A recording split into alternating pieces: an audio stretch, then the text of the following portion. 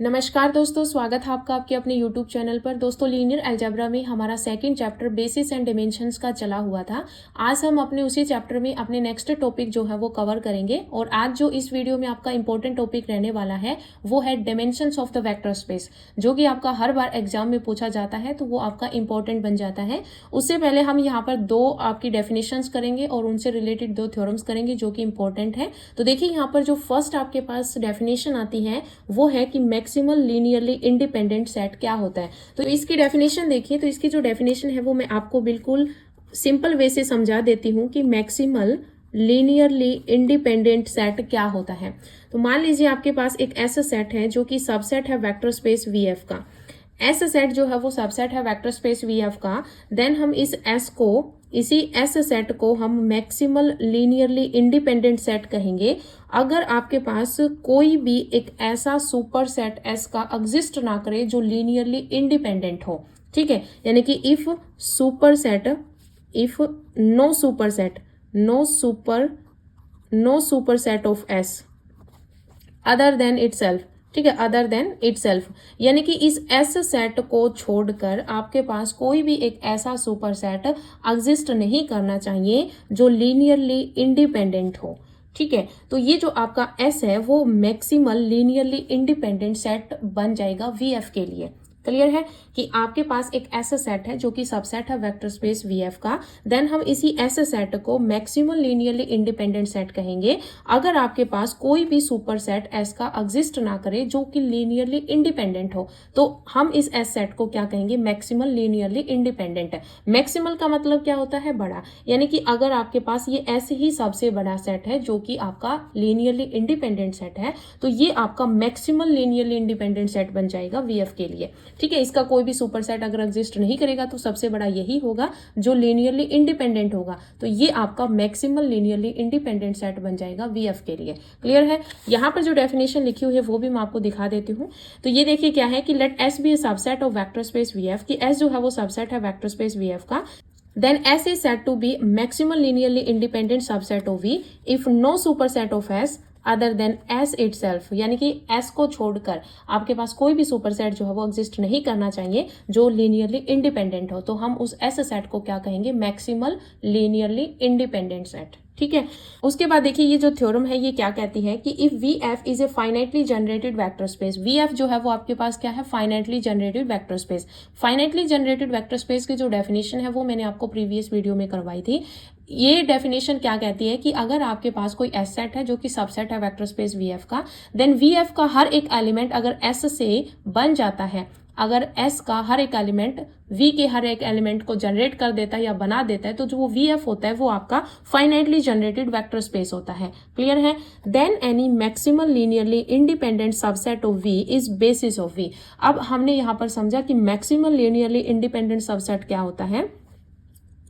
वो S set जो कि आपका सबसे बड़ा एस सेट है जो लीनियरली इंडिपेंडेंट है, उस एस के अलावा कोई भी सुपर सेट आपका एग्जिस्ट नहीं करता जो लीनियरली इंडिपेंडेंट है, तो वो जो एस है वो आपका मैक्सिमल लीनियरली इंडिपेंडेंट होता है। क्लियर है? तो वो जो आपके पास एस सेट बनेगा जो क्या है? मैक्सिमल लीनियरली इंडिपेंडेंट, वो बेसिस बनता है किसके लिए? वेक्टर स्पेस वी के लिए वो बेसिस बन जाएगा। क्लियर है? तो ये आपके पास इसकी थ्योरम है जो कि मोस्ट इंपॉर्टेंट है, आपको अच्छे तरीके से याद करनी है। अब आपको समझना है कि मिनिमल जनरेटिंग सेट क्या होता है। तो इसकी डेफिनेशन देखिए कि a subset S of a vector space V F, की एक ऐसा सबसेट है वेक्टर स्पेस वीएफ का, is set to be minimal generating set. इसको हम क्या कहेंगे? मिनिमल जनरेटिंग सेट कहेंगे इफ फर्स्ट कंडीशन है कि S is generating set of V, कि एस जो है वो जनरेटिंग सेट होना चाहिए वी के लिए, यानी कि एस में जो एलिमेंट्स हैं उनके लीनियर कॉम्बिनेशन से वी वेक्टर को बनाया जा सके। तो ये जो एस है वो क्या कहलाएगा? जनरेटिंग सेट ऑफ वी कहलाएगा। तो एस है वो क्या होना चाहिए? जनरेटिंग सेट होना चाहिए वी के लिए। सेकेंड कंडीशन है कि V can not be generated by any proper subset of S, यानी कि एस का अगर कोई प्रॉपर सबसेट है उससे आपका वी जो है वो जनरेट नहीं होना चाहिए। एक ऐसा कोई भी प्रॉपर सबसेट एग्जिस्ट नहीं करना चाहिए चाहिए जिससे वी आपका जनरेट हो जाए। तो ये आपका एस जो है वो मिनिमल जनरेटिंग सेट कहलाएगा। अब मिनिमल का मतलब क्या होता है, छोटा, ठीक है। तो अब वो जो एस है ये आपका वो सबसे छोटा सबसेट है जो कि वी को बना रहा है। इससे छोटा प्रॉपर सबसेट जो है वो आपका एग्जिस्ट नहीं करना चाहिए। तो ये जो एस है वो आपका मिनिमल जनरेटिंग सेट कहलाता है। अब इस पर बेस्ड जो आपके पास डेफिनेशन है वो देखिए, ये क्या कह रही है कि a minimal generating set of finitely generating vector space V F is always basis of V. अब देखिए हमने यहाँ पर जो दो डेफिनेशंस की है, मैक्सिमल लीनियरली इंडिपेंडेंट सेट और मिनिमल जनरेटिंग सेट, इन दोनों में ही हमारे पास जो सेट बन रहा है ऐसा सेट, वो आपके पास बेसिस बन जाएगा वेक्टर स्पेस वी एफ के लिए। ये आपको याद रखना है। अब देखिए यहाँ पर नेक्स्ट जो आपके पास टॉपिक है, मोस्ट इंपॉर्टेंट टॉपिक है, वो है आपका dimensions of the vector space. तो वो समझिए क्या होता है। नेक्स्ट जो आपके पास डेफिनेशन आती है वो है कि dimension of a vector space. तो देखिए जैसे आपके पास यहाँ पर आर स्क्वायर दिया हुआ होता है, इसका मतलब है कि टू डिमेंशनल वेक्टर स्पेस है। अगर आपके पास r की पावर 3 दे रखी, इसका मतलब ये 3 डिमेंशनल वेक्टर स्पेस है। तो यहाँ पर जो आपके पास जो पावर होती है वही आपके पास जो है वो डिमेंशन बन जाती है उस वेक्टर स्पेस के लिए। क्लियर है। तो यहाँ पर इसकी डेफिनेशन क्या है कि जो आपके पास बेसिस बनता है उस बेसिस में जितने भी आपके पास नंबर ऑफ एलिमेंट्स होते हैं वो आपके पास dimensions of the vector space V F होता है। क्लियर है। क्या है कि the number of elements in any basis, basis कब बनता है, फर्स्टली आपके पास कंडीशन होती है कि जो आपका एस सेट है वो लीनियरली इंडिपेंडेंट होना चाहिए, और सेकंड वो एस जो आपका वेक्टर स्पेस वी है वो उस एस सेट से जनरेट हो सके, पूरा एस सेट जो है वो उससे जनरेट करके अगर हम लिख सकें। यानी कि दूसरी कंडीशन होती है कि आपके पास जो वेक्टर स्पेस वी है वो आपका एल एस के इक्वल होना चाहिए, यानी कि एस के एलिमेंट से बना, एस के जो लीनियर कॉम्बिनेशन से एलिमेंट बन के जो वी सेट है वो आपका तैयार होना चाहिए। तो फर्स्ट कंडीशन होती है लीनियरली इंडिपेंडेंट की, और सेकंड है कि वो एस जो है वो आपका स्पेन कर सके किसको, वी सेट को। क्लियर है। तो वो आपके पास बेसिस बन जाता है। फिर जो आपके पास बेसिस बनेगा उसमें जितने भी आपके पास नंबर ऑफ एलिमेंट्स होंगे वो आपके पास क्या कहलाते हैं, वो आपके पास dimensions of the vector space कहलाते हैं। क्लियर है। अब देखिए यहाँ पर कुछ रिमार्क्स हैं जो कि आपको याद रखने हैं। ये इंपॉर्टेंट रिमार्क्स हैं और इनको आपको टिप्स पर करना है। तो ये रिमार्क्स देखिए। अब देखिए ये रिमार्क यहाँ पर क्या है। फर्स्ट रिमार्क है कि a vector space having a finite basis is called a finite dimensional vector space, कि अगर एक वेक्टर स्पेस है उसके पास अगर फाइनाइट बेसिस है तो वो आपका फाइनाइट डिमेंशनल वेक्टर स्पेस कहलाता है। सेकंड क्या है कि a vector space which is not finite dimensional is called infinite dimensional vector space, यानी कि अगर आपके पास एक वेक्टर स्पेस है उसके पास अगर आपके पास फाइनाइट डिमेंशनल्स नहीं है तो वो आपके पास इनफाइनाइट कहलाएगा। अगर फाइनाइट बेसिस है तो वो आपके पास फाइनाइट डिमेंशनल वेक्टर स्पेस कहलाएगा, और अगर वेक्टर स्पेस वी के पास कोई भी फाइनाइट डिमेंशनल नहीं है तो वो आपके पास इनफाइनाइट डिमेंशनल वेक्टर स्पेस कहलाएगा। थर्ड रिमार्क देखिए, थर्ड क्या कह रहा है कि if dimensions of V equals to में n, यानी कि जो आपके पास डिमेंशन ऑफ v की वैल्यू अगर n है then any linearly independent set can have at the most n elements. ये क्या कह रहा है कि अगर डिमेंशन ऑफ v में अगर n एलिमेंट्स है, इसका मतलब ये कि जो लीनियरली इंडिपेंडेंट सेट होगा उसके पास एट मोस्ट जो है वो आपके पास n एलिमेंट्स होंगे। कि अगर डिमेंशंस ऑफ v की वैल्यू n आ रही है तो जो आपके पास लीनियरली इंडिपेंडेंट सेट जो होगा उसके पास ज्यादा से ज्यादा n एलिमेंट्स हो सकते हैं।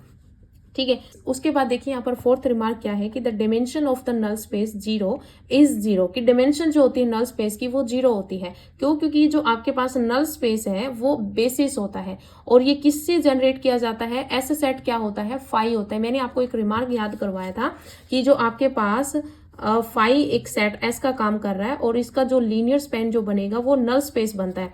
तो यहाँ पर ये एस सेट का काम कौन कर रहा है, फाई, और फाई में तो कोई एलिमेंट्स ही नहीं है। तो बेसिस में अगर कोई एलिमेंट ही नहीं है तो वो आपके पास क्या आएगा, उसकी डिमेंशन जीरो आएगी। तो ये चीज आपको याद रखनी कि जो नल स्पेस होता है उसकी जो डिमेंशन होती है वो आपके पास जीरो होती है।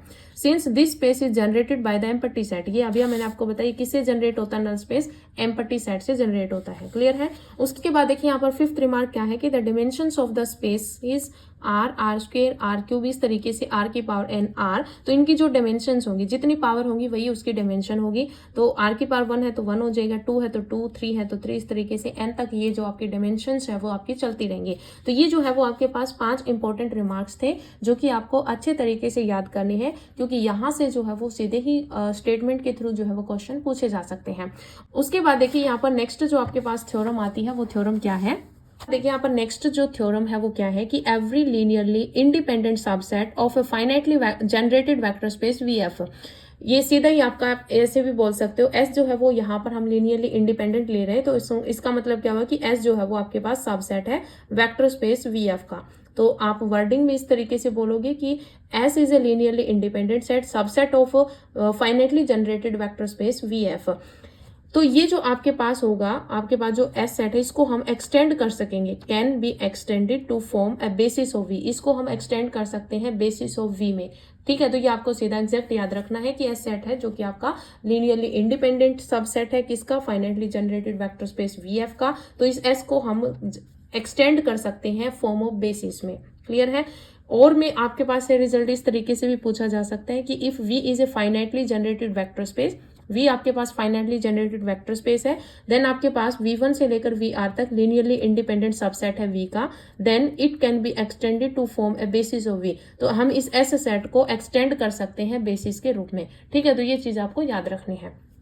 उसके बाद देखिए यहाँ पर नेक्स्ट, उसके बाद देखिए यहाँ पर एक करोलरी है जो कि आपको याद रखनी है। करोलरी क्या कह रही है कि if the vector space V is of dimension n, कि अगर वेक्टर स्पेस V की डायमेंशन जो है वो n है, then n linearly independent vectors in V। तो ये जो n है वो आपका क्या है, linearly independent vectors in V form a basis of V। तो ये जो है वो आपका बेसिस बन जाएगा। एक वेक्टर स्पेस V है जिसकी डायमेंशन n है, n जो है वो आपके पास लीनियरली इंडिपेंडेंट वेक्टर्स है V का, तो ये जो आपके पास फॉर्म बनेगी वो आपकी बेसिस ऑफ V होगी, बेसिस बनेगी V की। ठीक है, उसके बाद देखिए यहाँ पर आपके पास जो नेक्स्ट जो थ्योरम है ये आपकी मोस्ट इंपॉर्टेंट थ्योरम है, यहाँ से न्यूमेरिकल भी बन सकते हैं। तो ये थ्योरम देखिए क्या है, ये थ्योरम कहती है कि W अगर आपके पास सब स्पेस है finite dimensional vector space VF का, अगर W क्या है, W आपका सब स्पेस है किसका, VF का, then W is finite dimensional.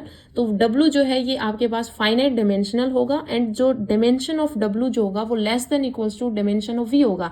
आप इसको इस तरीके से भी याद रख सकते हैं कि W अगर आपका सब स्पेस है तो मतलब W जो है वो छोटा सेट होगा, तो इसमें जो एलिमेंट्स होंगे वो कम होंगे, तो डायमेंशन ऑफ W जो है वो लेस देन होगा डायमेंशन ऑफ V, क्योंकि V अब बड़ा सेट है तो बड़ा सेट इसमें एलिमेंट्स ज्यादा होंगे, तो डायमेंशन ऑफ V से जो है वो आपका डायमेंशन ऑफ W कम होगा, तो dimension of W less than equals to dimension of V। साथ में ये भी कह रखा है कि अगर डायमेंशन ऑफ W अगर डायमेंशन ऑफ V दोनों के इक्वल है, इसका मतलब एक ही कंडीशन हो सकती है कि दोनों ही जो आपके पास सेट है W और V, वेक्टर स्पेस और सबस्पेस दोनों क्या है, इक्वल है।